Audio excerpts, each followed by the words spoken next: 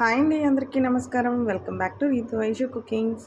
ఈరోజు నేను చేయబోయే రెసిపీ వచ్చేసి చాలా సింపుల్గా, చాలా టేస్టీగా, సింపుల్గా రెడీ అయిపోయి తక్కువ టైంలోనే ఈజీగా చేసేసుకున్న రెసిపీ అండి. లెమన్ రైస్ని నేను ఎంత ఈజీగా చేసి చూపిస్తున్నాను అనేది మీరు ఒక్కసారి తప్పకుండా ఈ రెసిపీని అయితే ట్రై చేయండి. చాలా సింపుల్గా చేసేసుకోవచ్చు అండ్ అలాగే చాలా టేస్ట్గా కూడా ఉంటుంది. చాలా తక్కువ టైంలో కూడా చేసేసుకోవచ్చు. దీన్ని మనం లంచ్ బాక్స్కి కానీ చాలా ఈజీగా చేసేసుకోవచ్చు. ఎప్పుడైనా మనకి రైస్ ఉన్నా కూడా మీరు ఇలా కూడా ట్రై చేయొచ్చండి. చాలా బాగుంటుందన్నమాట. ముందుగా నేను స్టవ్ వెలిగించుకొని పాన్ అనేది పెట్టుకొని ఒక 2 టీ స్పూన్ల వరకు ఆయిల్ అనేది తీసుకున్నానండి.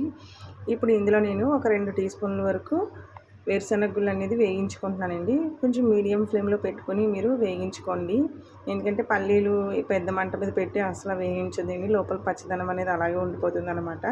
కొంచెం చూసారు కదా, వేరుశనగ గుళ్ళు మనకి కలర్ మారినాయి కదండి. ఇప్పుడు ఇందులో నేను ఒక టీ స్పూన్ వరకు పచ్చిశనగపప్పు, అలాగే ఒక టీ స్పూన్ వరకు మినపప్పు, ఒక హాఫ్ టీ స్పూన్ వరకు ఆవాలు వేసుకున్నానండి. అవి కొంచెం మనకి వేగాక ఇలాగే నేను 2 ఎండుమిర్చి, అలాగే కొద్దిగా కరివేపాకు, నేను ఇందులో ఒక 3 పచ్చిమిర్చి ఇలాగా పొడవుగా చేసి వేసుకున్నానండి. ఇవన్నీ కొంచెం మనకి వేగాక అన్ని పప్పులు అన్నీ మంచిగా మనకి వేగిపోతాయండి. ఇప్పుడు మనం ఇందులోనే రుచికి సరిపడగా ఉప్పు, అలాగే పసుపు కూడా ఈ ఆయిల్లోనే వేసేసుకోవాలి. ఆయిల్లో పసుపు వేసుకోవడం వల్ల మొత్తం మనకి రైస్ అంతటికీ కూడా బాగా కలిసి మంచి కలర్ఫుల్గా ఉంటుందండి. ఈ టిప్ అయితే ఫాలో అవ్వండి, చాలా బాగుంటుంది.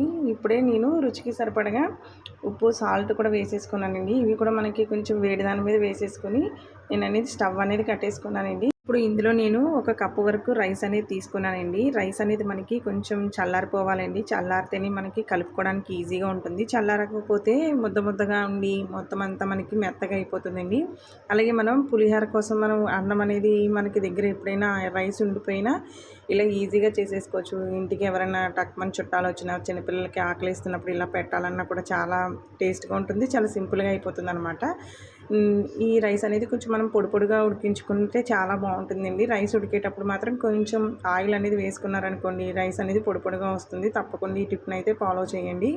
అలాగే ఇప్పుడు నేను ఇందులో ఒక 2 నిమ్మకాయలు అనేది నేను రసం తీసుకొని వేసుకున్నానండి.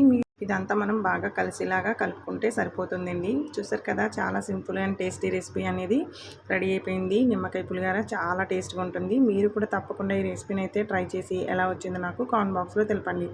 ఇంకా ఇలాంటి టేస్టీ రెసిపీస్ కోసం ప్లీజ్ నా ఛానల్ని అయితే సబ్స్క్రైబ్ చేసుకోండి.